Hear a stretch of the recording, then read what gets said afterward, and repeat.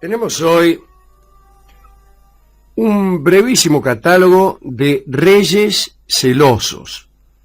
Un rey celoso es mucho más peligroso que un carpintero celoso, porque los reyes son más poderosos que los carpinteros en general, ¿no?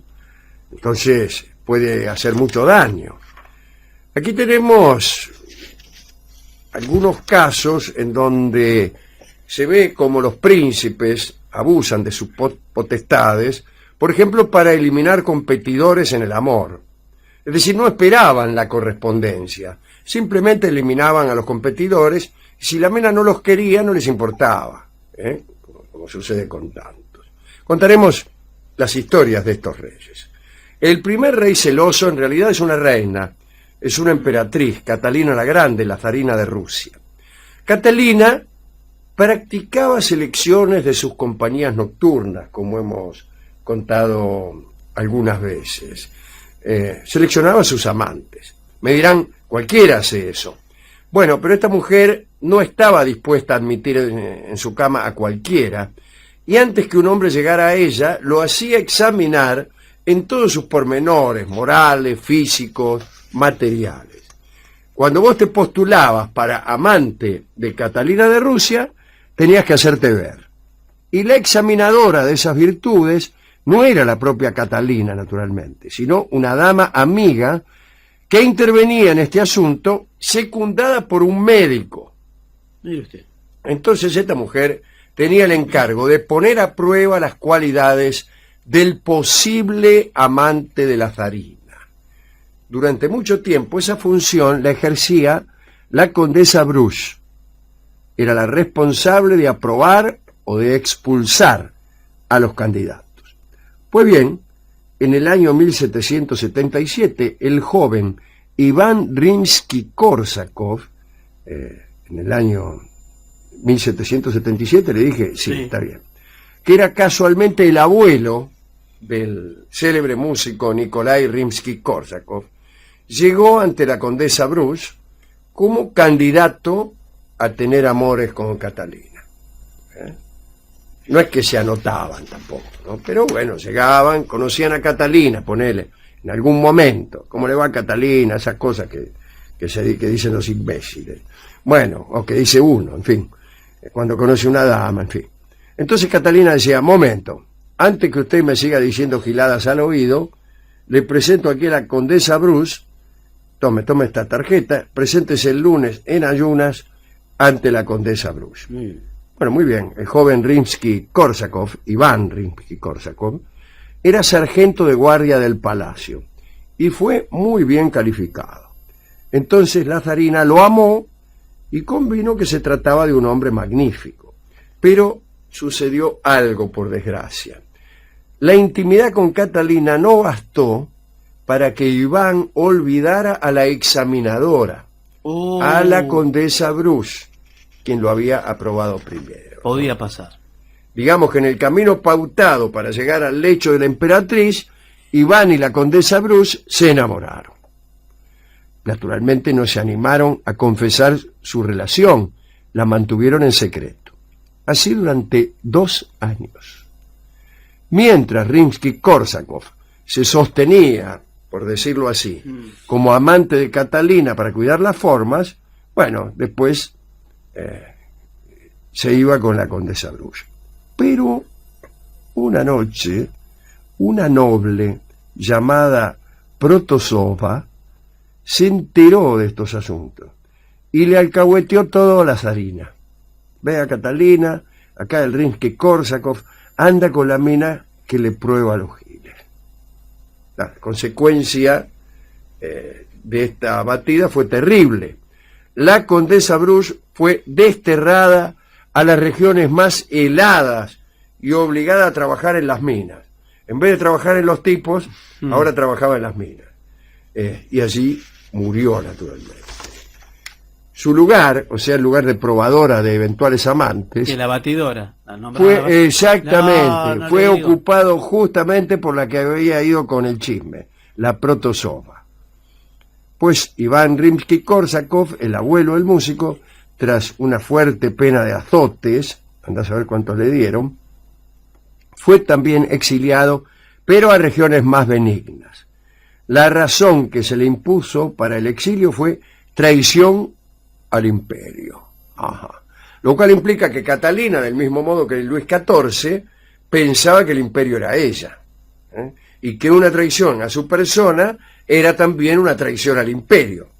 Bueno, de todos modos, así funciona el honor, ¿no? El honor funciona cuando uno se hace una idea infinita y sacrosanta de uno mismo, de modo que las ofensas que a uno se le infieren son absolutamente irreparables e infinitas.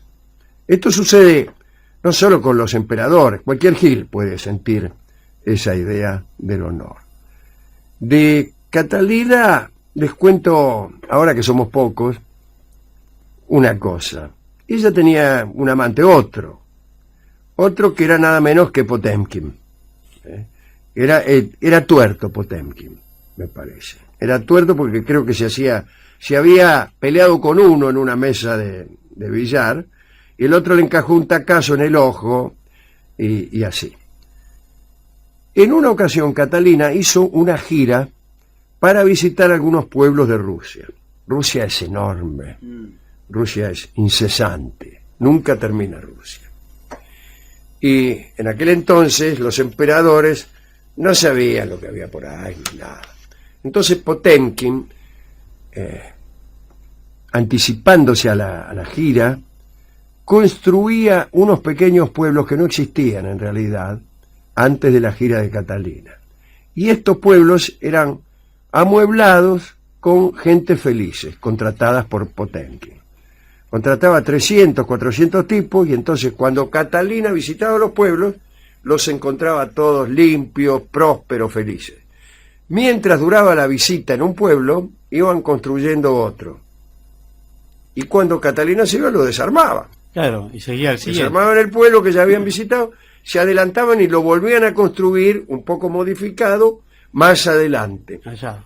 Y así Catalina recorrió como 15, 20 pueblos, que eran todos el mismo, con la misma gente, con la misma construida felicidad, ¿no? Bueno, pero como hemos hablado de reyes celosos, no de pueblos falsos, continuemos.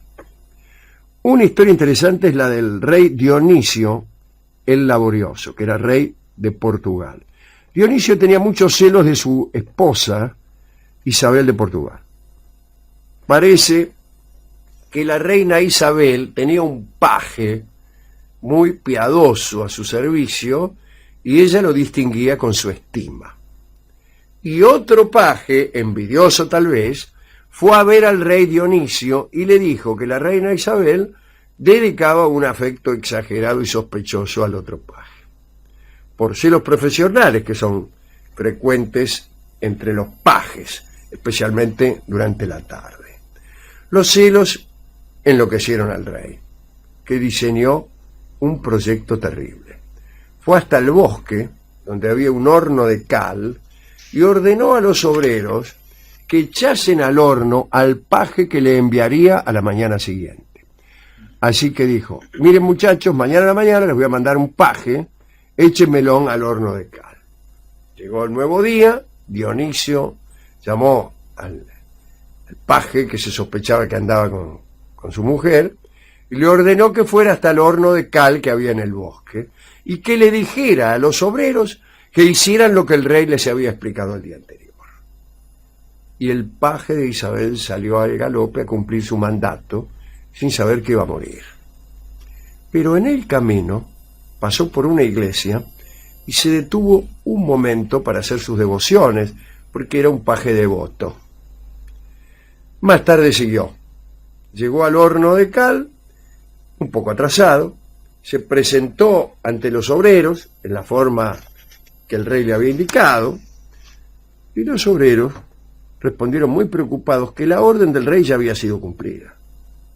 En realidad había sucedido algo espantoso. El paje alcahuete, el paje Batilana, se había puesto un poco nervioso al ver que pasaba el tiempo sin noticias de lo que había pasado con el paje que andaba con la reina. Y entonces, impaciente, fue a ver qué pasaba. Juantito se asomó por el horno de cal, lo vieron los obreros y lo tiraron de cabeza al horno.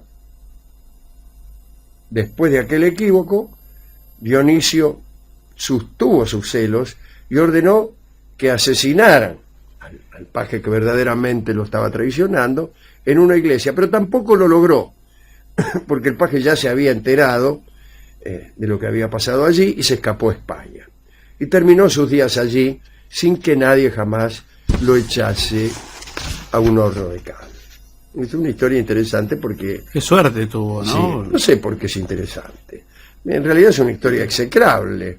¿Cómo vas a mandar a matar a un paje de esa manera? Sí. Además, una complejidad inútil. Por eso salen mal los asesinatos, por esos caprichos. Última historia.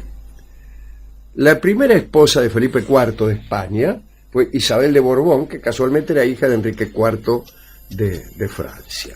Sucedió que en la corte de Felipe IV de España, un hombre se enamoró de la reina, de Isabel de Borbón. Se llamaba Juan de Tasis y era correo mayor del reino. Parece que era un hombre despreciable y osado. Lo culpaban de centenares de escándalos de garito. Parece que hacía trampa en el chinchón. Y parece que era incapaz de jugar sin trampas. Era también un poco poeta y en la corte no dudó en enviarle versos a la reina Isabel. Aprovechaba su condición de correo mayor y su trabajo para disfrazar sus cartas y no correr peligro. Más tarde se hizo todavía más osado y comenzó a hacer cualquier cosa para seducir a la reina. Organizaba fiestongas en su honor, le dedicaba obras de teatro que escribía, y un día, en un torneo, Juan de Tasis se atrevió a presentarse vestido con un traje bordado, con una divisa que decía: mis amores son reales. Reales no en el sentido de la realidad, sino de la realeza. Y todos entendieron que aludía a la pasión que le inspiraba a la reina. Y el rey Felipe IV abrió los ojos. Una tarde, mientras la reina miraba por una ventana, manos anónimas y posteriores le taparon los ojos, Y la reina pícara dijo: estate quieto, Tasis. Y las manos se retiraron bruscamente, porque no era Juan de Tasis, sino que era el rey Felipe IV. Aquel desafortunado encuentro se supo en la corte y en toda la ciudad. Todos conocieron la pasión de Tasis por la reina de España, y los celos del rey desataron una tragedia, ¿no? Primero, vigilancia estricta con la reina. No contento con la vigilancia, hizo que la encerraran. Y además planeó un asesinato. Y un día Juan de Tasis iba por la calle Mayor, cuando del callejón de San Ginés, ahí mismo donde hay una chocolatería en la que tomaba chocolate espeso Karina Biorlegui, de ahí mismo salió un hombre y lo apuñaló redondamente. Una vez muerto el seductor, Felipe liberó a su esposa del encierro y le dijo con espantosa ironía que no se preocupara por los lances de Juan de Tasis, porque aquel pobre hombre había sido muerto por un esbirro loco. Bueno, asesinatos, vigilancias, persecuciones, todo eso producen los celos, mi querido Barton. Sin embargo, alguno puede desear que los celos intervengan en la relación. Uno a veces desea ser celado. Me parece que es un desatino eso, que es un querer desafortunado, pero sucede, ¿no?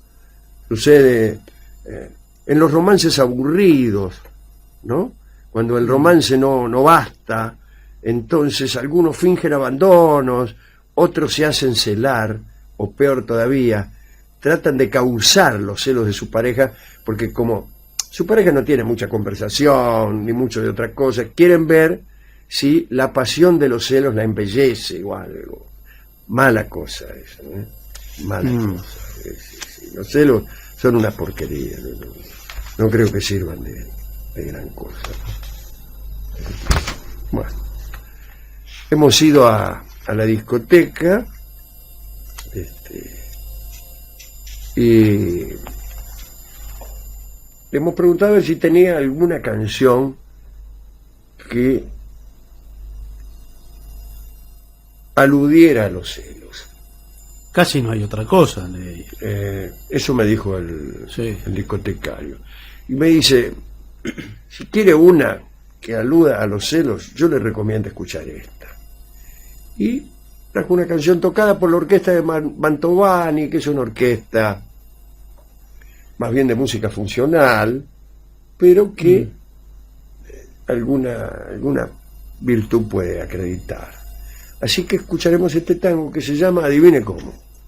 Celosa. No. Celos. Celos. Celos. Se llama Celos. Más cerca no podía estar. Sí, me acerca. Y en realidad es un tango, pero pertenece no al repertorio tanguero, sino al repertorio de la música internacional. Vamos a escucharlo ahora por la orquesta de Mantovani. Adelante.